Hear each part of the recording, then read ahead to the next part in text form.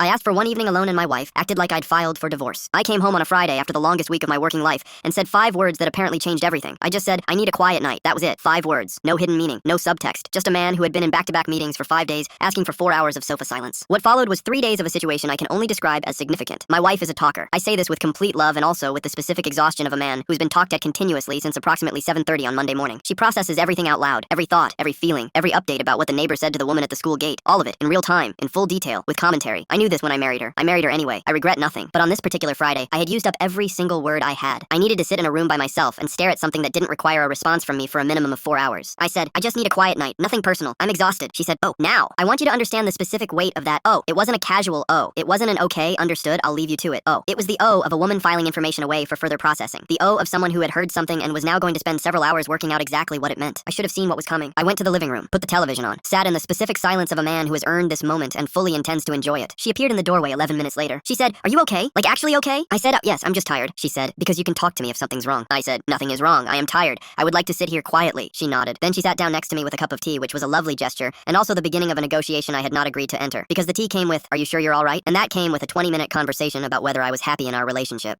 Okay, I need you to follow this. I was happy in our relationship. I was not happy in this specific moment because I had asked for 4 hours of silence and received 45 minutes of increasingly concerned check-ins from a woman who had decided that a man wanting to sit quietly was a symptom requiring immediate investigation. I tried explaining this. I said, nothing is wrong. I had a hard week. I need to decompress alone. This is not about you. This is about me and this sofa and whatever is on the television. She said, you never used to need time alone. I said, I've always needed time alone. I just haven't always said it out loud. This was apparently the wrong thing to say. I'll skip to Sunday. She sat me down and said she had been thinking and wanted to know if I was still attracted to her. I stared at her. I traced the exact journey from, I need a quiet Friday night to, are you still attracted to me? And I genuinely could not identify the route. I turned it over in my head like a puzzle that should have a solution. It did not have a solution. I said, I asked for 4 hours of television. How did we get here? She said, I just need to know we're okay. I said, wait, we were okay on Friday. We were okay on Saturday. We are okay right now. I was tired. I watched television. I fell asleep at 9:30. That was the entire event. She thought about this for a moment. Then she said, okay, just give me more notice next time. More notice for sitting on my own sofa on a Friday after a hard week doing nothing. I genuinely cannot tell if I won that argument or lost it. Probably lost it. I always lose it.